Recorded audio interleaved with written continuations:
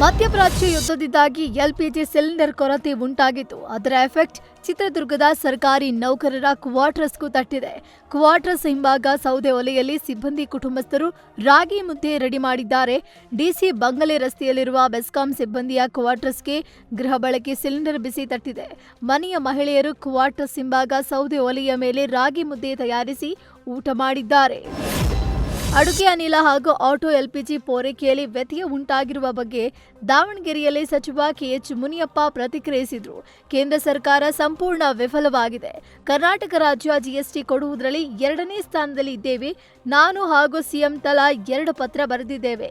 ಕೇಂದ್ರ ಸರ್ಕಾರ ಮಲತಾಯಿ ಧೋರಣೆ ತಾಳ್ತಾ ಇದೆ. ಬಿಜೆಪಿ ಸರ್ಕಾರ ಇದ್ದಲ್ಲಿ ಒಂದ್ ರೀತಿ ನೋಡ್ತಾರೆ, ಬಿಜೆಪಿಯೇತರ ಸರ್ಕಾರ ಇದ್ದಲ್ಲಿ ಒಂದ್ ರೀತಿ ನೋಡ್ತಾರೆ ಅಂತ ಕೆಎಚ್ ಮುನಿಯಪ್ಪ ಅಸಮಾಧಾನ ಹೊರಹಾಕಿದ್ದಾರೆ.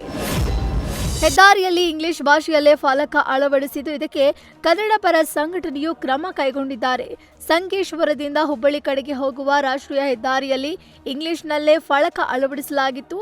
ಬೆಳಗಾವಿ ಜಿಲ್ಲಾ ಘಟಕದ ಜಿಲ್ಲಾಧ್ಯಕ್ಷ ಬಾಳಪ್ಪ ಗುಡೇನಹಳ್ಳಿ ಕೂಡಲೇ ಫಲಕದಲ್ಲಿ ಕನಿಷ್ಠ 60% ಕನ್ನಡ ಬಳಕೆ ಮಾಡಬೇಕು ಅಂತ ಒತ್ತಾಯಿಸಿದ್ದಾರೆ. ಸರ್ಕಾರದ ವಿರುದ್ಧ ಮತ್ತೆ ಸಾರಿಗೆ ನೌಕರರು ಸಿಡಿದಿದ್ದು, ಇಂದು ಚಿತ್ರದುರ್ಗದಿಂದ ಪಾದಯಾತ್ರೆ ಆರಂಭಿಸಲಿದ್ದಾರೆ. ಕರ್ನಾಟಕ ರಾಜ್ಯ ರಸ್ತೆ ಸಾರಿಗೆ ಮತ್ತು 4 ಸಂಘಟನೆ ಒಕ್ಕೂಟದಿಂದ ಪ್ರತಿಭಟನೆಗೆ ಕರೆ ನೀಡಿದ್ದು, ಚುನಾವಣಾ ಪೂರ್ವ ಸರ್ಕಾರ ಕೊಟ್ಟ ಭರವಸೆ ಈಡೇರಿಸುವಂತೆ ಒತ್ತಾಯಿಸಿದ್ದಾರೆ. ಸರ್ಕಾರದ ವಿಳಂಬ ನೀತಿ ಖಂಡಿಸಿ ಇಂದು ಚಿತ್ರದುರ್ಗದಿಂದ ಪಾದಯಾತ್ರೆ ಆರಂಭಿಸಲಿದ್ದಾರೆ. ಏಪ್ರಿಲ್ 21ರಂದು ಬೆಂಗಳೂರಿನ ಫ್ರೀಡಂ ಪಾರ್ಕ್ನಲ್ಲಿ ಅನಿರ್ದಿಷ್ಟಾವಧಿ ಉಪವಾಸ ಸತ್ಯಾಗ್ರಹ ಕೈಗೊಳ್ಳಲಿದ್ದಾರೆ. 545 ಪಿಎಸ್ಐ ನೇಮಕಾತಿ ಪರೀಕ್ಷಾ ಅಕ್ರಮದ ಕಿಂಗ್ ಪಿನ್ ಆರ್ಡಿ ಪಾಟೀಲ್ಗೆ ಕರ್ನಾಟಕ ಹೈಕೋರ್ಟ್ ಬಿಗ್ ರಿಲೀಫ್ ನೀಡಿದೆ. ಕಲಬುರಗಿ ಸೆಂಟ್ರಲ್ ಜೈಲಿನಿಂದ ಮೈಸೂರು ಜೈಲಿಗೆ ವರ್ಗಾಯಿಸಿದ ಆದೇಶವನ್ನು ಹೈಕೋರ್ಟ್ ರದ್ದುಗೊಳಿಸಿದೆ.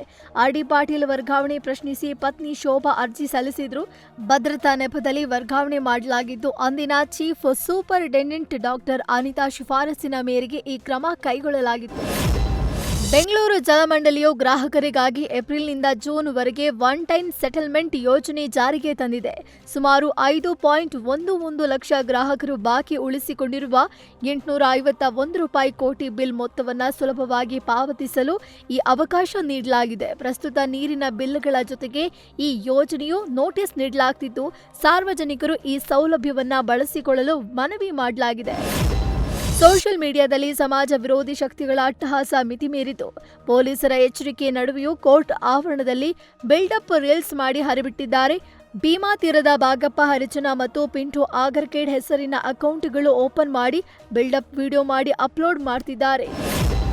ಮಧ್ಯಪ್ರಾಚ್ಯ ರಾಷ್ಟ್ರಗಳ ಯುದ್ಧದಿಂದ ಡ್ರೈ ಫ್ರೂಟ್ಸ್ ಆಮದಿನಲ್ಲಿ ತೀವ್ರ ವ್ಯತ್ಯಯ ಉಂಟಾಗಿದೆ.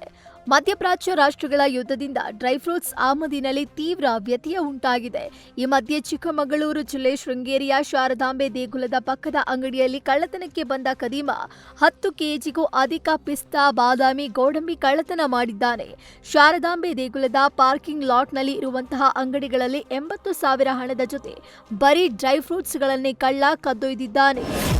ಮನೆ ಮುಂದೆ ನೆಲೆಸಿದ್ದ ಸ್ಕೂಟಿ ಕಳ್ಳತನ ಮಾಡಿರುವ ಘಟನೆ ರಾಮನಗರದ ಮಂಜುನಾಥ್ ನಗರದಲ್ಲಿ ಕಂಡು ಬಂದಿದೆ.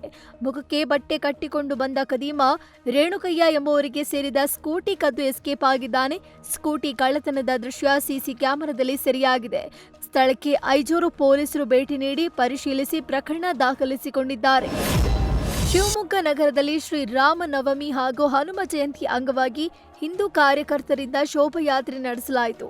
ವಿಶ್ವ ಹಿಂದೂ ಪರಿಷತ್ ಹಾಗೂ ಬಜರಂಗ ದಳದ ವತಿಯಿಂದ ನಗರದ ಪ್ರಮುಖ ವೃತ್ತ ಮತ್ತು ರಸ್ತೆಯಲ್ಲಿ ಸಾಗಿದ ಯಾತ್ರೆಯಲ್ಲಿ ವಿವಿಧ ಕಲಾ ತಂಡಗಳು ಭಾಗಿಯಾಗಿವೆ.